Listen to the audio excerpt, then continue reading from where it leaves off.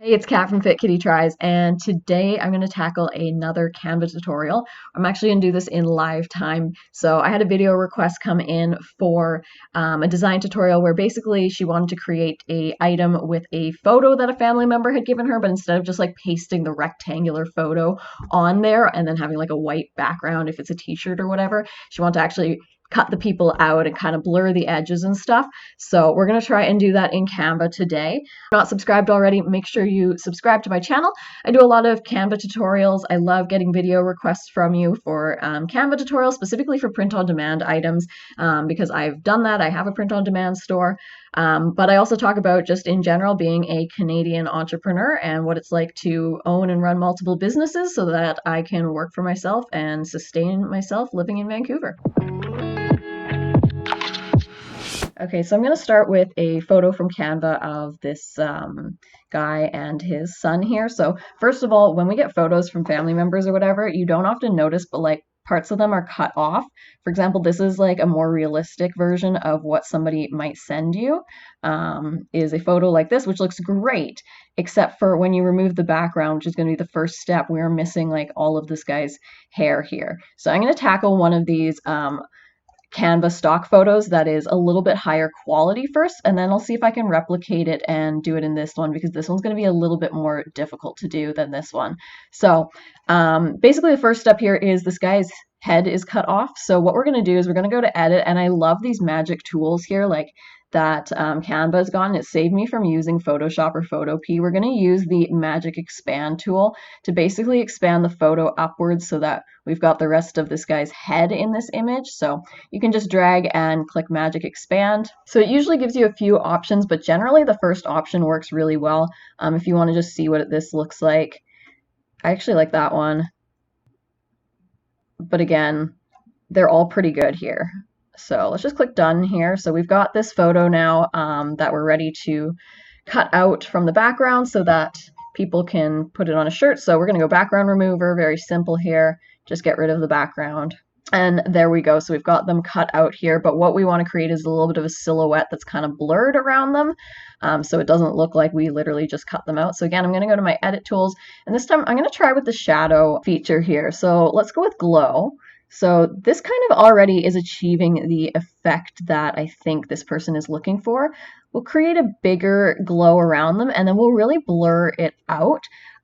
So that's a good start. And I think what I'm going to try and do now is blend these people into this shadow around them. Let's take the intensity down here or up here maybe. Hard to say how much we want it to be. Okay, so there we go. Next I'm going to want to blur this a little bit. So let's go and find our tools. We're going to go into blur tool here. And as you can see, it's just showing us our image.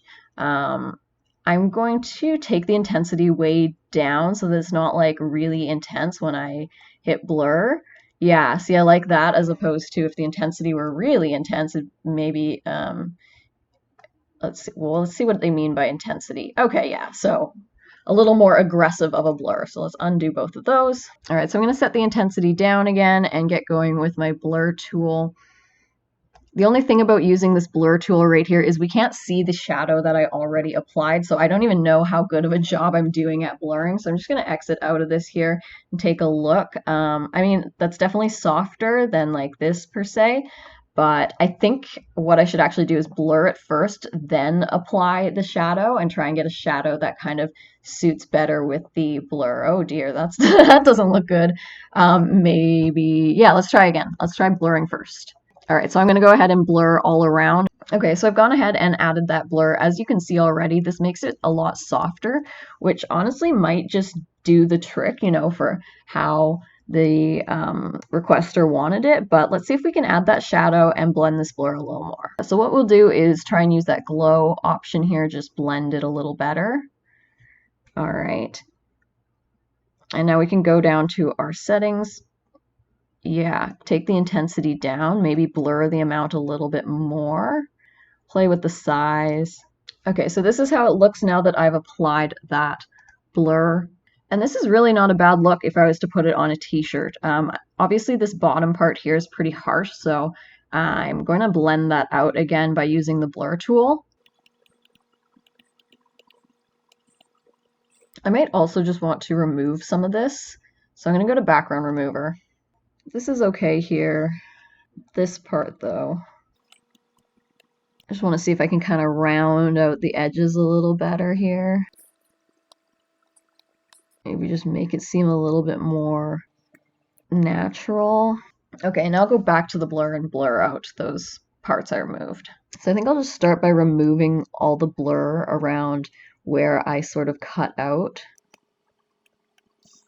That way I can go in and re-blur this in a way that looks a little nicer. So let's go ahead and do that. Again, I'll take that intensity way down.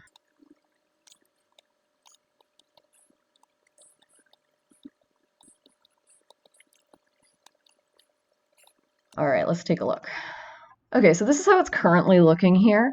I might even remove more of this just to get a little bit, like, I like how here around the kid, this is just like very natural for us to be ending the image where the shirt line ends.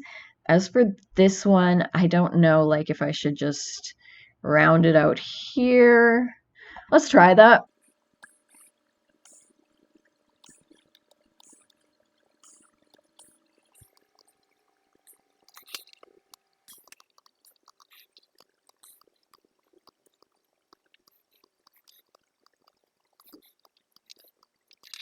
Okay, so we've got some pretty drastic adjustments here. I don't know what to do about this hand and this leg here. What I actually think I'm going to do is take the magic expander again and just expand this image out so that I have more to work with. All right, I like that one. However, we know AI does not work well with hands, but that one looks the most accurate.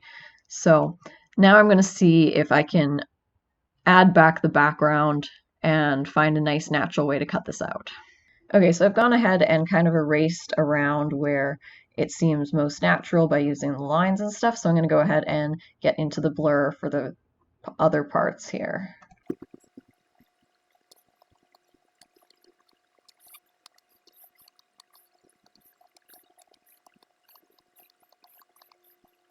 Okay, I'm pretty happy with that shape, so let's go back and add the shadow again. Basically, you just have to play with the adjustments a bunch, but I actually am really happy with how this turned out here. And I'm just going to change the background color in case you're putting it on a colored item. Yeah, I think that looks really good, actually. So I'm going to go ahead and see if I can replicate it with this one. So same thing, the first step is basically going to be to expand the image so that you have some more area to work with, because when we are cutting people out, we kind of want to cut along the natural lines, like around their head or around a shoulder, and then blur out some of this around it. So I'll expand it first. So there it is expanded. Next, I'll remove the background and use the background remover to kind of soften and outline these two individuals. Okay, so the background has been removed to the best of my ability here, but what I'm going to do is move this up and actually, again, use the magic expand to get more. Again, as we know, AI is not very good with hands and stuff, but this will just give me more to create a softer, rounder shape. Okay, so now that I'm happy with this shape, I'm going to start blurring the edges.